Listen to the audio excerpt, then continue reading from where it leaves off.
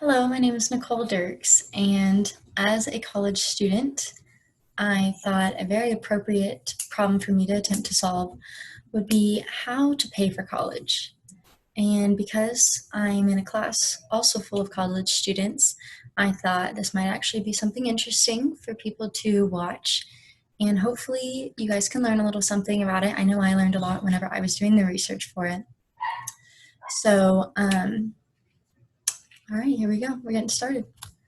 So first of all, when it comes to the cost of college, there's quite a few things that go into making it so expensive. First of all, you have tuition and fees. That's a huge chunk of college. But you also have books. Textbooks are very expensive. And resources like, pens, spirals, all of that also goes into it. And then you have food and rent, the cost of living. A lot of us have never had to really worry about that, if we're going right out of high school. So that's something that we also need to think about. So when it comes to how much college costs, it's actually really sad to look at how much it's changed. So this chart goes from 1985 to 2016. And so this shows on the far right is 2-year colleges, which is what we're in. And it goes from about 6,500 to 10,000. That's not bad. 3,500 increase over that long is not bad. But the middle column is universities, which a lot of us will be going to after this.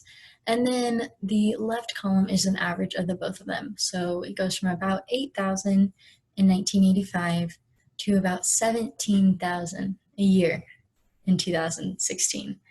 That is insane, if you ask me.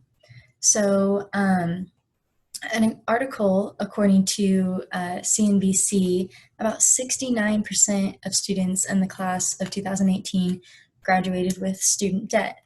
And the average balance for each student was $29,800, which is insane. It's crazy to think about. And so I thought it would be interesting to look at all the opportunities we have out there, all the options there are for us to avoid student loan debt, and also a little bit about how to handle student loan debt if you do have to get some, which is also okay. So first, when it comes to avoiding student loan debt, you have scholarships. Now, I know everybody hears about scholarships, but there are quite a few different types of scholarships out there. First, you have local. Local is going to be like the Allen Family Scholarship, and I'm sure many of you have heard of that. That's a local scholarship. The good thing about those is they're going to not have as much competition, and you can get some really amazing scholarships out there that only 10 people are applying for instead of national scholarships where 10,000 people are applying for them. So these are really awesome. You can probably find them. I know Enid High has them at their guidance counselor's office. I'm sure NOC has them that you can get to from your advisors. So you really have to ask around for those because they are local and they're not usually online, which brings us to our second type of scholarship, websites. There's some amazing websites out there to help you, like DoSomething.org, Scholarship Points. There's a ton out there. And the awesome thing about websites is that they have so many scholarships, and they can be for anything. I know my sister, when she went to college, she applied for one that was for redheads. There's just a scholarship about being a redhead. So there's really something for everybody out there. There's some for first year college or, first time in their family college students. There's really anything. You can just put in your talents, put in things about you, and the website is going to be able to find something that you can apply for. Also, colleges and universities have their own scholarships. Usually, university is going to have scholarships for test scores, GPA, high school ranking, but also individual colleges within the universities, like College of Business, College of Fine Arts. They are going to have scholarships that are for only the people with degrees in their college. So that is also another way to get, not as much competition for some awesome scholarships. And then after scholarships, there's also grants. So the main way to be able to get a grant is through the free application for federal student aid, or FAFSA. And the good thing about that is that it's pretty much required across the board for you to go to college, that you fill this out. So it's something you're already doing and you can get some amazing opportunities from it. Um, and it's not just federal. It's not just the federal government that offers grants. You also have your state governments that offer grants sometimes. And schools and nonprofits can do this, as well as some jobs offer grants or scholarships. I know I've worked at McDonald's for 3 years and they paid for all of my NOC so far. So I think it's really important if you are moving, maybe look for a job that is going to offer you some money for college, or if you're already working somewhere and you really like it, go on your company's website, ask your manager, and just see if there are any options available, because a lot of times it's something that not everybody knows about or is aware of, but it can still be really helpful and really great. So if you cannot get enough money through grants and scholarships, it is completely okay to take out student loans. But when you are taking out student loans, it's important to do your research on them. There's two main types. You have federal and private. When it comes to federal student loans, you also have to fill out FAFSA to be able to get these. And there's two main types of those. You have subsidized and unsubsidized. And according to simpletuition.com, subsidized loans are going to be loans that you can get through the federal government that will not gain interest while you're in college. And you'll also have 6 months of a grace period when you graduate college before you actually have to start paying them back, which is awesome. It's very helpful. Unsubsidized loans are if you don't show that you financially need financial aid through FAFSA. You can still get loans, but you are going to have to pay the interest. So say you take out a loan freshman year, it takes you 5 years to graduate, you have to pay 5 years worth of interest for that loan from freshman year.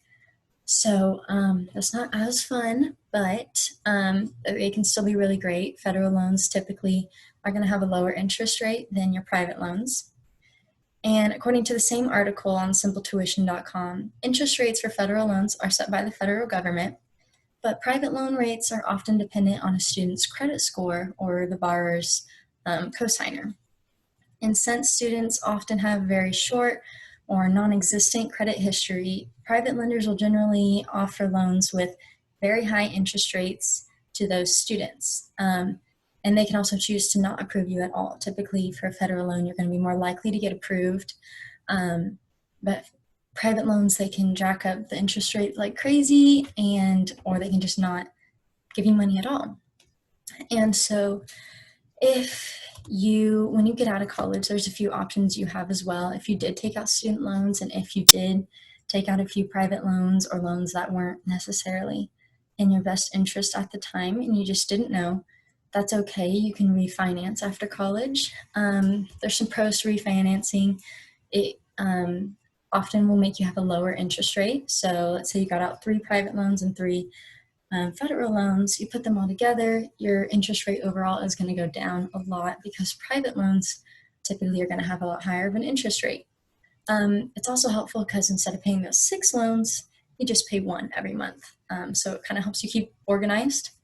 The one thing that is kind of a downside to refinancing is if you do end up getting a job, say for the government or public service of some sort, a lot of times the government will offer loan forgiveness, but that is only if you have the original loan. So if you refinance, you're not going to be able to get loan forgiveness, which is not fun, if you ask me. And so, in conclusion, for many students, the answer to this problem is really going to be all of the above. While it is possible to pay for school just through scholarships and grants, it's often going to be special circumstances, special opportunities to be able to get that to happen. So really, you're going to want to just do your research, apply to as many scholarships as you can, try to find places that are going to give you great scholarships, maybe go to a school that's going to give you a better scholarship, or and also if you do have to take out student loans, be smart about it, do your research, really think about it before you take it out. Also, do not get student loans if you do not need them. I know it's tempting to think, wow, I can get, great interest rates. I can get all this money and then I can use it to go buy things like, buy clothes, buy a Louis Vuitton bag, but this is for your college, this is for your education, and you don't want to graduate with all this money in debt that you didn't really need to take out. And remember, FAFSA is very important. You always have to fill it out, and it can also help you qualify for things that maybe you didn't even think you qualified for. So it's a really great tool, and it's a really great starting place. And also remember, there are scholarships out there for everyone. Well, yes, you may not be able to get your college completely paid for it. $3,000 in scholarships is $3,000 that you don't have to pay back with interest in the future. So it's very important to look for those.